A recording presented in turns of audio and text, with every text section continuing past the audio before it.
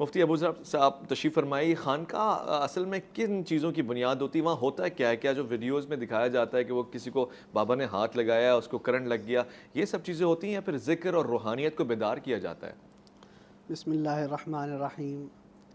سب سے پہلے تو آقا علیہ السلام کی ذات گرامی پر درود پاک پڑھا جائے۔ اللہم صلی علی سیدنا و مولانا محمد و علی آل سیدنا مولانا محمد مبارک وسلم علیہ۔ جمعۃ المبارک کا بابرکت دن ہے، تو اس موقع مناسبت سے ایک درود بہت ہی قیمتی میں بتانا چاہتا ہوں۔ اچھا بتائیے۔ مشکات شریف کی حدیث میں آتا ہے کہ جو بھی یہ درود پاک پڑھے، جزا اللہ عنا محمدً صلی اللہ علیہ وسلم ما ہوا اہلہ، جو شخص بھی یہ درود صرف ایک بار پڑھ لے، اچھا 80 سال تک اس کے گناہ معاف کیے جائیں گے۔ اللہ اکبر، 80 سال تک اس نے جو بھی گناہ ہوئے سارے معاف، اور 80 سال تک اس کے لیے نیکیاں ہی نیکیاں اس کے نام اعمال میں لکھ دی جائیں گی۔ اللہ اکبر۔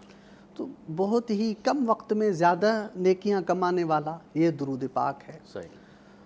اور جو آپ نے سوال فرمایا اس کے اوپر آتا ہوں میں کہ خانقاہ یہ دراصل نام ہے تزکیہ نفس کا، اچھا اپنی اصلاح، اندر کی اصلاح۔ اچھا وہ چاہے مدرسے سے حاصل ہو، صحیح وہ چاہے مسجد سے حاصل ہو، صحیح، اور وہ چاہے کسی بھی نوعیت سے، کسی مرشد سے، کسی اپنے استاد سے، کسی پیر سے حاصل ہو، کہیں سے بھی۔ خانقاہ ہر اس چیز کا نام ہے۔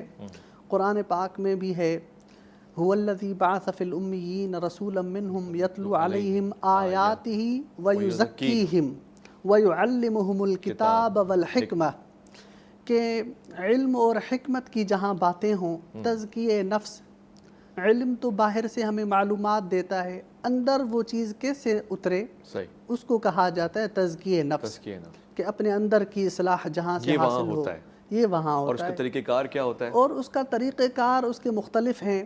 ایک تو یہ ہے کہ اپنے مرشد کی رہنمائی لی جائے، اچھا، اپنے استاد کی رہنمائی لی جائے، اساتذہ اکرام جو ہمارے اولیاء اکرام گزرے ہیں، ہمارے اکابر علماء اکرام گزرے ہیں، ان کی کتابیں، ان کی تاریخ پڑھی جائے۔